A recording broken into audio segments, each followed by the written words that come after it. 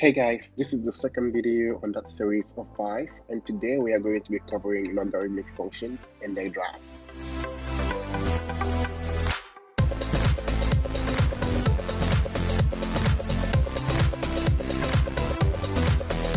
Hey guys, this is Franck and welcome back to your channel. If you have not done so already, go ahead and subscribe to the channel so you can get more videos like these ones. Today we are going to be focusing on logarithmic functions and their graph. It's going to be an introduction like the one we did last time for exponentials. And so, given that x is a real number that's positive, and b happens to be positive and also different from 1, if you have the equation b to the power of y equals to x, that's the same thing as saying y equals to log base b of x.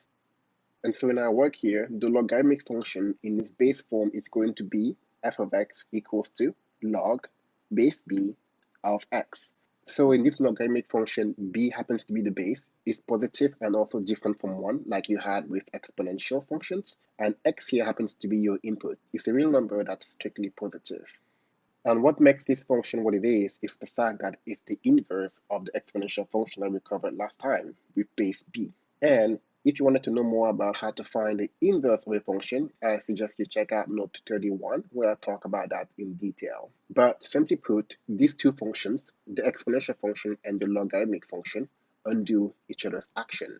And so let me give you examples of logarithmic functions. You're going to have here f of x equals to log base 3 of x. And so this is a logarithmic function. And if I were to ask you what f of 9 is, it will be written as log base 3 of 9. What this is asking you is, what number should you raise 3 to the base 2 so that you will get 9? And so you can see here that 3 squared, 3 raised to the power of 2 equals to 9. And so therefore, log base 3 of 9 happens to be 2. So it's asking the reverse question that the exponential function is asking. While the exponential function is asking, what number would I get if I raise b to the power of x, the log function is asking, what number should I raise the base b to get x? Alright, so let me give you a couple more examples of log functions. You have what is known as the common log. It's the log base 10, written as f of x equals to log base 10 of x minus 1. This particular log that happens to have base 10 is known as the common log. Usually it's written as log of x minus 1. And so if you don't see any base next to the log, you can assume that the log is actually base 10, which is known as the common log. But depending on your field of study, this might actually be standing for the natural log.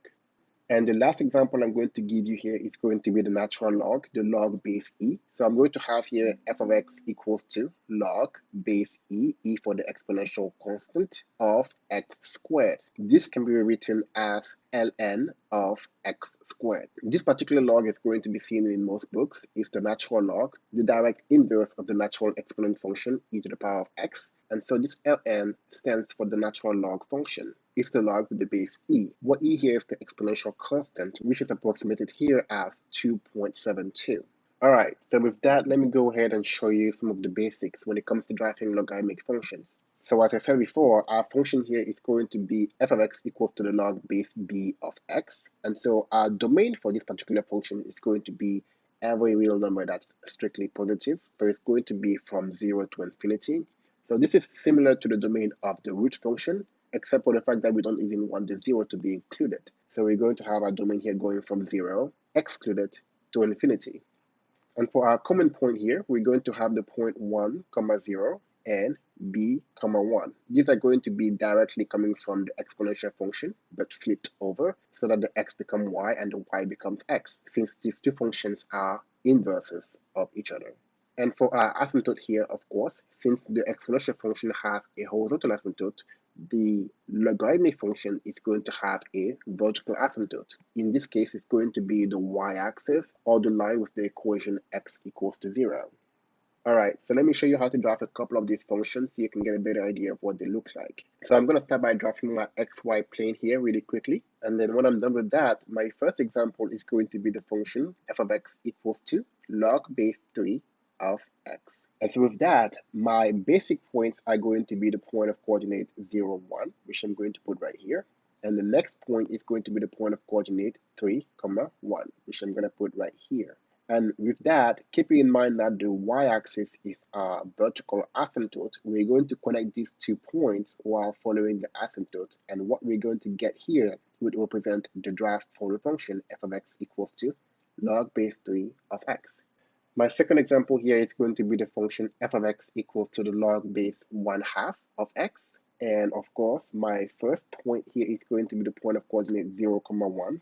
And then I'm going to have the point of coordinate 1/2, 1. And finally, keeping in mind that the vertical asymptote here is again the y-axis, I'm going to go ahead and connect these 2 points following the y-axis, and I would have the graph for the function f of x equals to the log base 1/2 of x. Okay, so these 2 graphs here represent the basic function for the log base 3 and the log base 1/2. So when it comes to graphing more complex log functions, we're going to go ahead and rely on transformation, just like we did for exponential functions. And so my next example here is going to be the function g of x equals to the log base 3 of x plus 2, everything added to 1. And of course, the base function that this function is coming from is going to be the function f of x equals to the log base 3 of x.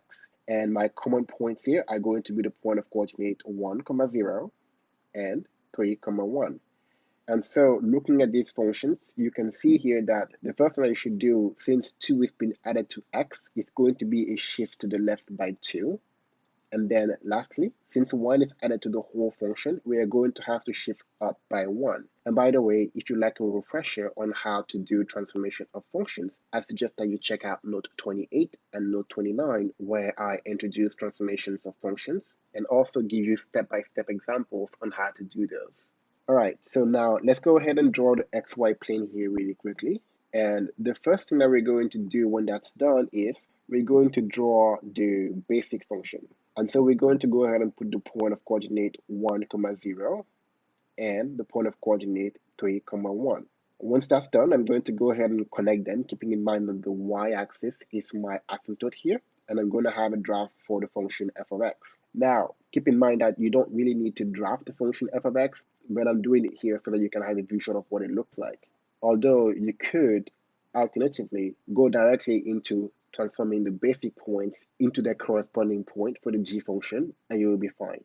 And so let's go ahead and do that right now. So the point of coordinate 1, 0 is going to be shifted to the left by 2. That's going to give you the point of coordinate -1, 0. Then shift up by 1 would give you the point of coordinate -1, 1. And the point of coordinate 3, 1 is going to be shifted to the left by 2, giving you the point of coordinate 1, 1. And then a shift up by 1 would give you the point of coordinate 1, 2. And of course, here in this case, since we have a vertical asymptote, a shift to the left by 2 is going to move our vertical asymptote to become the line with the equation x equals -2.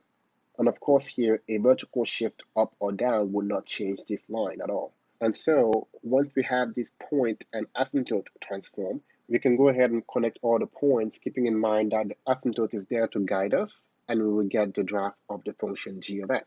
All right, so with that out of the way, let me give you a final example here so we can have this sink in. So my last example here is going to be the function g of x equals to negative ln of -x minus 1, everything minus 1. And so you already know our basic function here is going to be the function f of x equals to ln of x. And our basic points are going to be the point of coordinate 1, 0 and the point of coordinate e, 1. Because in this case, of course, remember, our base is e, the constant that is approximated as 2.72.